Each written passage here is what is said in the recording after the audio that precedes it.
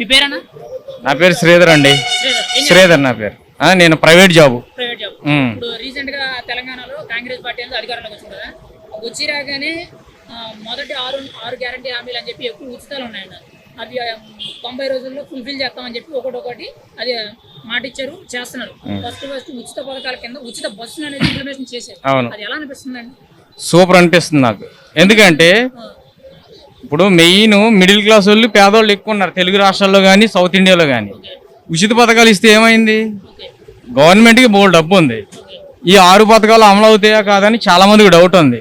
6 కాదు, ఇంకొక 60 పథకాలు ఇట్లా అమలు అవుతాయి. ఎందుకంటే ప్రతి రాజకీయ నాయకుడు బ్యాక్గ్రౌండ్ తీసి వాడి యొక్క ఏదైతే కబ్జాలు ఇవన్నీ ల్యాండ్ స్కామ్లు అవినీతి అంతా తీస్తే 60 పెట్టొచ్చు. ఇంకా నేను ఇస్తా 60 హామీలు పెట్టొచ్చు ఫ్రీగా.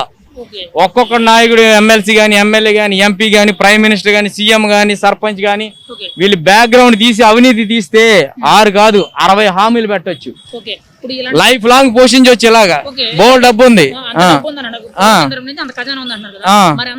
ఇవ్వడం వల్ల జనాలు అనేవాళ్ళు ఇంకా పనులు పాటలకు మానేసి సోమరపోతులా తయారవుతారు కదా, దాన్ని ఎలా చెప్పొచ్చు అంటారు?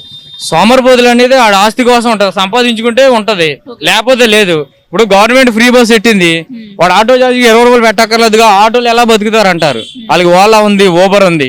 ఇక్కడ నుంచి అక్కడికి వెళ్తే 40 రూపాయలు వేస్తాడు. మామూలు షేరింగ్ ఆటో 20 రూపాయలు. ఇప్పుడు అందరి దగ్గర ఉండవు కదా. ముసలోళ్ళకి కొంతమందికి అవి బుక్ చేసుకోవడం కూడా రావు. ఎవరైతే సాఫ్ట్వేర్ ఉన్నారో వాళ్ళకి యాప్లు అందుబాటులోనే వాళ్ళు ఓలా ఊబర్ ద్వారా ఆటో వాళ్ళ ప్రాబ్లమ్స్ కూడా కరెక్టే. అలాగని చెప్పి ఆటో వాళ్ళ కోసం అని చెప్పి ఆటోలందరినీ ఆటోలు ఎక్కమంటే ఎక్కుతారా? ఇప్పుడు మీరైతే రాజకీయ నాయకుల అవినీతి అనేది బయట తీయాలి. అది బయట తీస్తే 60 హామీలు అమలు చేయొచ్చు. ఏపీ తెలంగాణ మొత్తం. ఎవరైనా ఉన్నారా ఇప్పుడు? లేకపోతే మీ ఉద్దేశంలో, మీ పాయింట్ ఆఫ్ వ్యూలో పలానా మనిషి నిజాయితీ పరుడు అని ఆయన చేయగలడు అనుకునే వ్యక్తి ఎవరైనా ఉన్నారా మీ పాయింట్ ఆఫ్ వ్యూ? ఇప్పుడు సీఎం సీట్లో కానీ పిఎం సీట్లో కానీ ఎవరన్నా ఉండి ఇప్పుడు కనుక మంచిగా చేస్తే నెక్స్ట్ టైం వాళ్ళు కోట్ల రూపాయలు ఎలక్షన్స్ ఖర్చు పెట్టవసరలే. మందు డబ్బాలకి బిర్యానీలు ఖర్చు పెట్టక్కర్లే. అరే మా ఎమ్మెల్యే బాగా చేశాడు మేము గెలిపించుకుంటాం. అది అధికారంలో ఉన్నా లేకపోతే ప్రతిపక్షంలో ఉన్నా గెలిపించుకుంటారు. మీరు పాజిటివ్ వేలో వెళ్ళిపోతే మీరు నెక్స్ట్ ఎలక్షన్ కోసం మేము గెలుస్తామా లేదా అని ఆలోచించే అవసరం లేదు.